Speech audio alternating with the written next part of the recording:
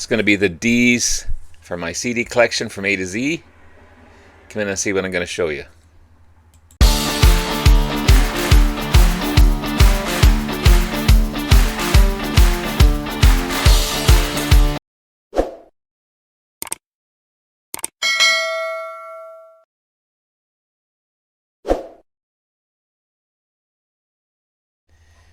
Good morning, everyone. It's Robert from On My Turntable. Hopefully a great morning this morning.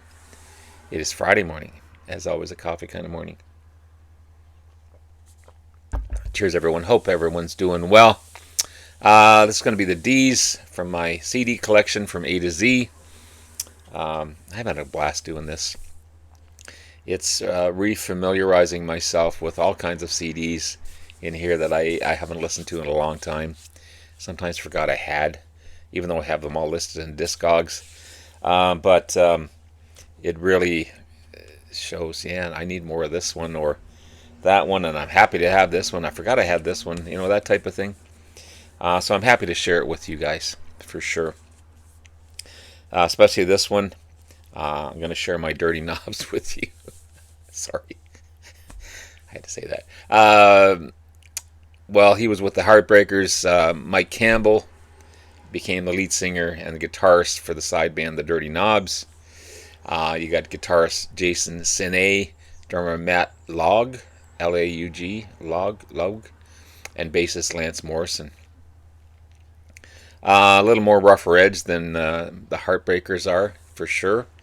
And kind of right in the middle between Mudcrutch and the Heartbreakers and the Dirty Knobs. Mike Campbell's such a great underrated player, for sure. This is their debut album. I've got to get their other one. This is the 2020 release. Really good stuff. It's Mike Campbell's first attempt at vocals and a songwriter and a performer all in one. And I think he did a fantastic job, for sure. Speaking of awesome vocals, poor Dennis DeYoung. He wants so much to be back in Styx, but it's not going to happen. But this is 26 East Volume 2. I don't have Volume 1, but apparently it's pretty good as well. This one rocks. This one rocks. You can hear some Styx elements in here. Of course, he's got his ballads, that amazing vocals that he has.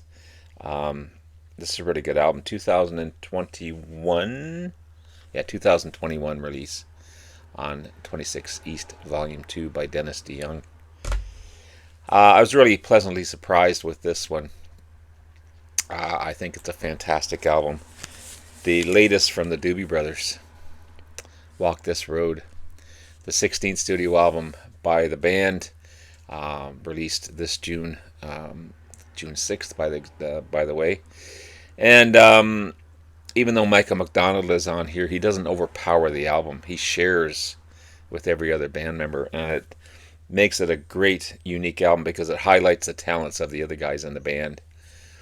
You got Tommy Johnson, the original lead singer, lead vocalist, and lead guitarist. Plus he plays some acoustic on here. All guitars, basically, some background vocals. Again, Michael McDonald, which I mentioned. Lead vocals, keyboards, Hammond B organ, piano. Again, he doesn't overpower the tracks. I think everyone's got a couple of tracks that they share on this one. John McPhee, slide guitar, mandolin. You've got violin, cello, guitars, multi-instrumentalist. And the great Patrick Simmons, lead vocals, dobro, electric guitar, acoustic guitar, keyboards, mandolin, guitars. They all have their share. Patrick Simmons is more of the acoustic based Americana type of singer. And then you've got Tommy Johnson, the more rocker. Michael McDonald kind of in the middle somewhere, more R&B, but it fits in with their music. It's a great stuff. There's a ton of artists on here. Too many to name. I just highlighted a couple. Mavis Staples on the title track, and Mick Fleetwood plays drums from Fleetwood Mac on track 10, which is Laniana. Great album. Really good album. Really good album. If you like Clutch, and if you like Melvin's Mark Deutrom on Bluebird, this is, you've got songs on here very Sabbath heavy like, and then you got other songs being Pink Floyd like. The hype sticker on here, this is the rock grandeur oozing poise and purpose, and has all the Mark Deutrom hallmarks to be an abating piece of heavy rock history. Recommended if you like Dinosaur Jr., Melvins, and Clutch. And I love all three of them. Great find. Great find. I got to listen to this one again for sure. The only Dylan album I have, because unfortunately I'm not a fan of Dylan, but I have this Time Out of Mind Sessions, 1996 to 1997. Bootleg Sessions. Compilation. This is the 15th installment, apparently, of the bootleg series. This is a 2023 release. 2 CD set. The first one is you got Time Out of Mind. You got 11 tracks on there. And then disc 2 is outtakes and alternates. So different versions, that type of thing, different takes. But I will give this one another listen for sure. But again, I'm not a huge fan. Actually, purged a lot of my Dylan stuff. Speaking of Dinosaur Jr., this is Green Mind. Great American rock band from Massachusetts, Amherst apparently. In 1984 they were formed. Stoner rock, alternative rock. The 4th album by the band, 1991 release. This is really good. Really good. That's a twofer. Well, the only twofer I have, if I remember. This is the 2 albums from the Doors without Jim Morrison. You've got Other Voices and Full Circle, all on one CD. Other Voices is the 7th album, released after the death of Jim Morrison in July of 1971. Of course, you got Ray Manzarek and Robbie Krieger sharing vocals on here.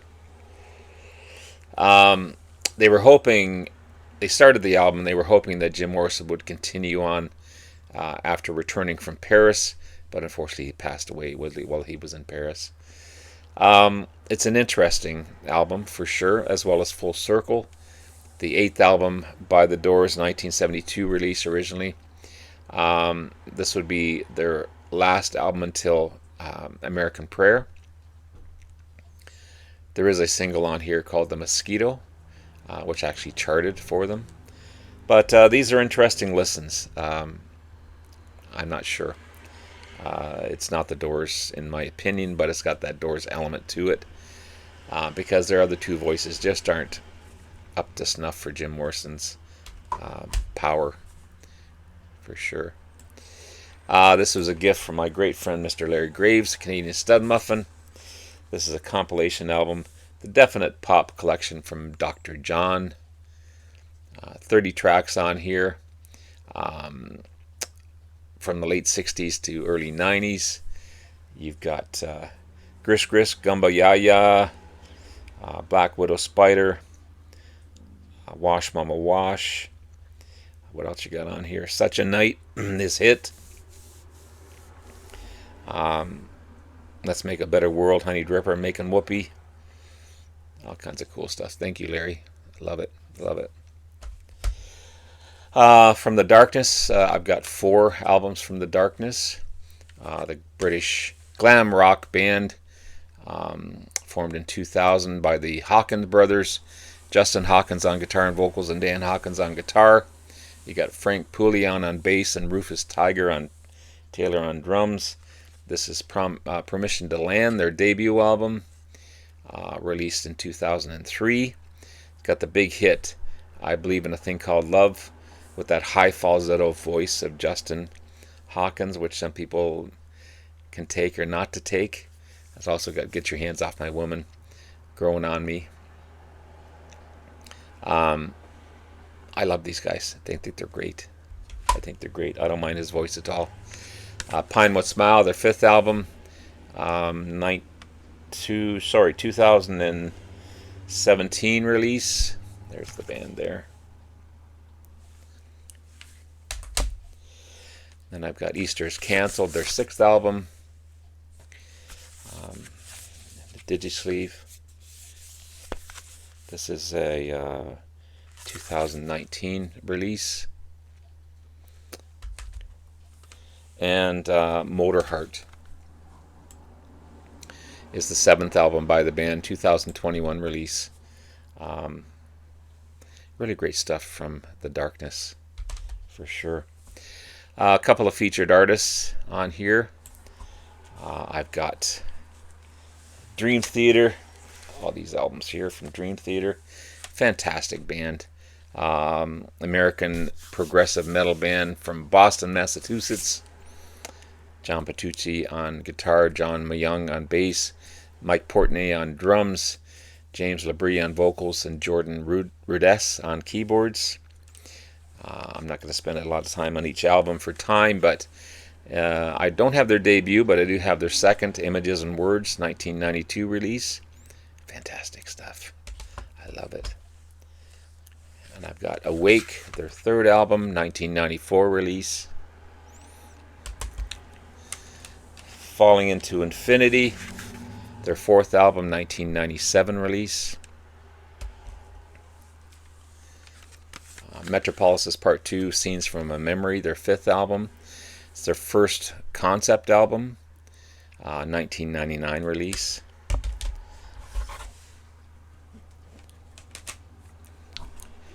6 Degrees of Inner Turbulence. Fantastic, fantastic stuff. Their 6th album, 2002 release on that one.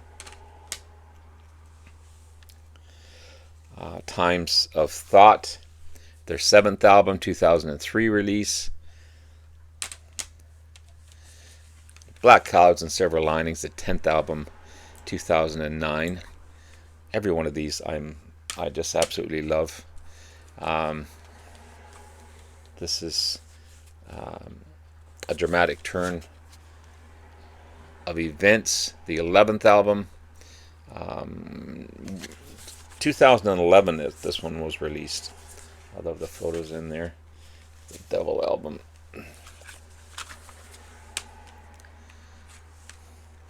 Then I've got self-titled Dream Theater, the 12th album, 2013 release.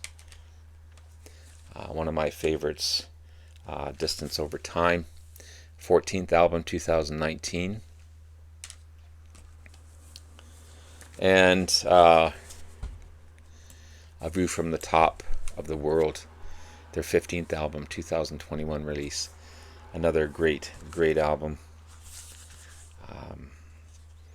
I'll be listening to some. This one has Mike Magini on drums on this one. I'll be listening to some Dream Theater today for sure. And from Deep Purple, my favorite band. I've got all their studio albums, both on vinyl and CD, except for Bananas. And I'm not really looking for Bananas because, from what I heard, it's their worst album. And I've never heard it, so I can't judge that. But if I find it, I find it. If I don't, so I have a few on CD here. I've got Fireball, their 5th album, and released in 1971, the 2nd album of the Mark II lineup. Of course, you've got John Lord, Ritchie Blackmore, Ian Pace, Roger Glover, and Ian Gillan. This is what the original cover looked like. This is a 25th anniversary edition. And I like what they've done with this one. Remastered album, singles, unissued tracks, remixes, and there's a color booklet with that one as well. Machine Head, behind me. I've got two versions on vinyl. This is the 25th anniversary edition with unissued guitar solos remixes. The guitar solos are hard to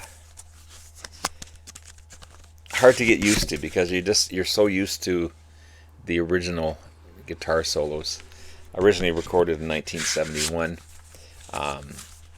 Yeah, the third album by the Mark II. I'm throwing the back cover, sorry. The third album by the Mark II version. And then I got Burn, their 8th album, the first to feature the Mark III lineup of David Coverdale and Glenn Hughes on bass, as Roger Glover and Ian Gillan are gone from the band, unfortunately. You still got Richie and John and Ian Pace on drums, but a fantastic album. And then we go right up to the 18th album, Rapture of the Deep. This is 2005 release. The 4th album from Deep Purple, including Steve Morse. And the second to feature keyboardist Don Airey. John Lord, unfortunately, would pass away a couple of years ago from this album. Apparently it was produced by the same guy who produced Bananas, Michael Bradford.